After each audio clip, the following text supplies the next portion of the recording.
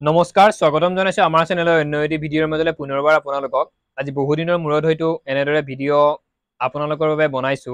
হয়তো কিবা ভুলো হ'ব পাৰে আজি হয়তো এমাহমান পিছত এনেদৰে ভিডিঅ' বনাইছো যদি কিবা ভুল ভ্ৰান্তি হয় আপোনালোকে কমেণ্ট কৰিব সেই কমেণ্টৰ পৰাই হয়তো আমি শিকিব পাৰিম মই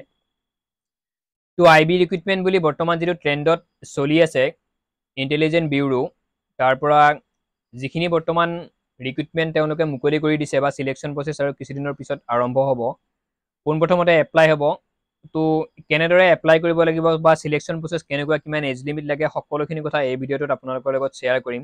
বা এডুকেশ্যন কোৱালিফিকেশ্যন কেনেকুৱা বা কোনকেইটা ষ্টেপ আপোনালোকে ক্লিয়াৰ কৰিলে এটা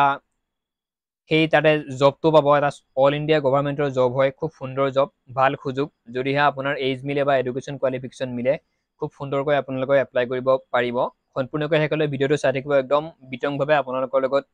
এই আইবি ৰিক্ৰুইটমেণ্টৰ বিষয়ে সুন্দৰকৈ আলোচনা কৰিম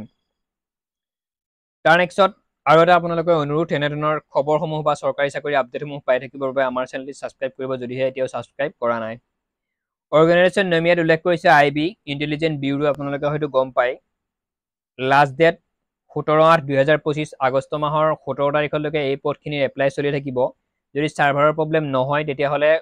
17 তাৰিখলৈকে চলি থাকিব নেক্সট যদি ছাৰ্ভাৰৰ কিবা প্ৰব্লেম হয় আকৌ কিছুদিন পিছুৱাই দিব আপোনালোকে আকৌ নেক্সট এপ্লাই কৰিব পাৰিব কিন্তু লাষ্ট ডেটলৈ আপোনালোকে ৰৈ থাকিব নালাগে যেতিয়াই এপ্লাইটো ষ্টাৰ্ট হয় বা যদি এপ্লাইটো ষ্টাৰ্ট হৈছে আপোনালোকে এতিয়াৰ পৰা এপ্লাইটো ষ্টাৰ্ট কৰিব পাৰে টোটেল ভেকেঞ্চি 4,987টা 4,987টা টোটেল পদ অসমৰ বাবেও কিছুমান পদ আছে কিন্তু এইখিনি পদ গোটেই ভাৰতবৰ্ষৰ বাবে অল ইণ্ডিয়া গভৰ্ণমেণ্টৰ হয়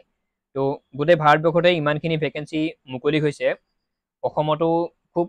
কম হয়তো ভেকেঞ্চি হ'ব আপোনালোকে এপ্লাই কৰিব লাগে নে নালাগে তাৰ ওপৰত কথা পাতি আছোঁ মোড অফ এপ্লিকেশ্যন অনলাইন আপোনালোকে কৰিব লাগিব বাকীবিলাক যেনেদৰে আমাৰ এডিআৰই অনলাইন কৰিছে বা এক্সেপ্টা যিমানবোৰ আপোনালোকে অনলাইন এপ্লাই কৰে তেনেদৰে এপ্লাই কৰিব লাগিব post name security assistant executive বুলি ইয়াত উল্লেখ আছে পোষ্ট নেমত কেটেগৰী চেণ্ট্ৰেল গভৰ্ণমেণ্ট জব হয় অল ইণ্ডিয়াৰ গভৰ্ণমেণ্টৰ জব যদি আপোনালোকে পায় চাকৰি জব লোকেশ্যন অল ইণ্ডিয়া ভাৰতবৰ্ষৰ ভিতৰত হয়তো আপোনালোকৰ কোন ষ্টেটত চাকৰি হয় সেয়া ঠিক নাই কিন্তু আগতে যিমানবোৰ ইয়াৰ ৰিক্ৰুইটমেণ্ট হৈ গৈছে অসমৰ কেণ্ডিডেটখিনিক বেছিখিনি কেণ্ডিডেটকেই অসমতেই ৰাখিছে তেওঁলোকে তেনেদৰে আপুনি যদি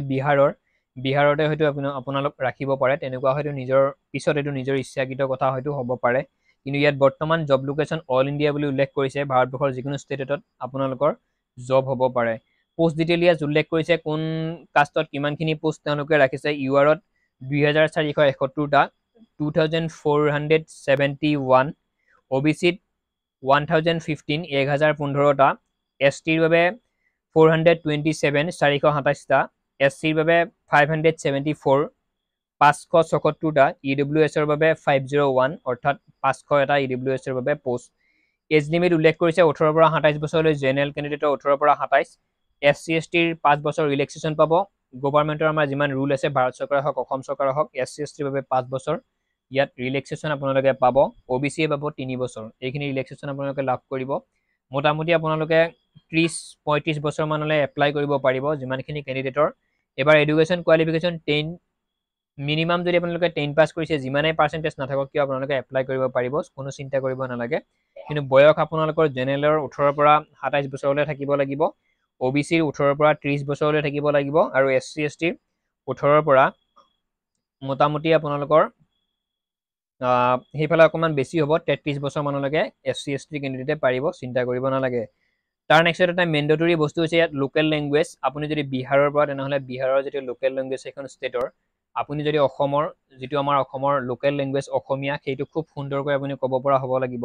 নেক্সট আপুনি যে স্থায়ী বাসিন্দা তাৰ PRC বা যিখন ডমিচিয়েল চাৰ্টিফিকেট নটিফিকেশ্যনত উল্লেখ আছে ডমিচিয়েল চাৰ্টিফিকেট আপোনালোকক লাগিব যদিহে আপোনাৰ PRC ওলাই থোৱা আছে খুব ভাল কথা যদিহে ডমিচিয়েল চাৰ্টিফিকেট 1 বছৰৰ ভিতৰত যদি আপোনাৰ ওলাই থোৱা আছে খুব ভাল কথা যদিহে ওলাই থোৱা নাই এতিয়াৰ পৰাই ডমিচিয়েলৰ আপোনালোকে যোগাযোগ কৰক সুন্দৰকৈ ডমিচিয়েল চাৰ্টিফিকেটখন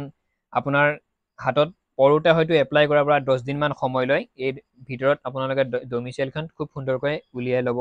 নেক্সট যদি ডমিচিয়েল নাই PRC হ'লেও আপোনালোকৰ চলিব যদি কিন্তু ইয়াৰ ভিতৰত যদি এখনো নাথাকে আপুনি কিন্তু ইয়াত মানে চাকৰি নেপায় এপ্লিকেশ্যন ফিজ উল্লেখ কৰিছে EWS জেনেৰেল OBCৰ বাবে 650 টকা সেইটো এটা অকণমান বেছি কৰিছে ইয়াৰ আগতেও এনেকুৱাই আছিল আগতে যিমান ইণ্টেলিজেন্স ব্যুৰোৰ যিমানখিনি ৰিক্ৰুটমেণ্ট প্ৰচেছ চলি আছে তাত এনেকুৱাই বেলেঞ্চটো অকণমান বেছি চেণ্ট্ৰেল গভৰ্ণমেণ্টৰ চাকৰিত বেলেঞ্চটো অকণমান বেছিকৈ কাটিব লাগে SC STৰ বাবে 550 EWS জেনেৰেল OBCৰ বাবে 650 টকা চিলেকশ্যন প্ৰচেছ পোনপ্ৰথমতে এটা লিখিত পৰীক্ষা হ'ব সেই পৰীক্ষাটোত 100 নম্বৰ থাকিব 100 মাৰ্ক নেক্সট ডেছক্ৰিপটিভ টেষ্ট এটা থাকিব আপোনালোকে তাত 50 নম্বৰৰ পৰীক্ষা হ'ব সেইটো নেক্সট ইণ্টাৰভিউ এটা হ'ব সেইটোও 50 নম্বৰৰ তাৰ নেক্সট ডকুমেণ্ট ভেৰিফিকেশ্যন তাৰ নেক্সট মেডিকেল টেষ্ট টোটেল 5টা ষ্টেপ আপোনালোকে ক্লিয়াৰ কৰিব লাগিব যদি 5টা ষ্টেপ ক্লিয়াৰ কৰে পাছ কৰে আপুনি মেৰিট লিষ্টৰ বাবে ৱেইট কৰিব পাৰে মেৰিটত আপোনাৰ নাম আহিছে নে তাৰ বাবে ৱেইট কৰিব পাৰে টোটেল 200 নম্বৰৰ পৰীক্ষা হ'ব 200ৰ ভিতৰত হয়তো কাট অফ কিমান যায় সেয়া পিছত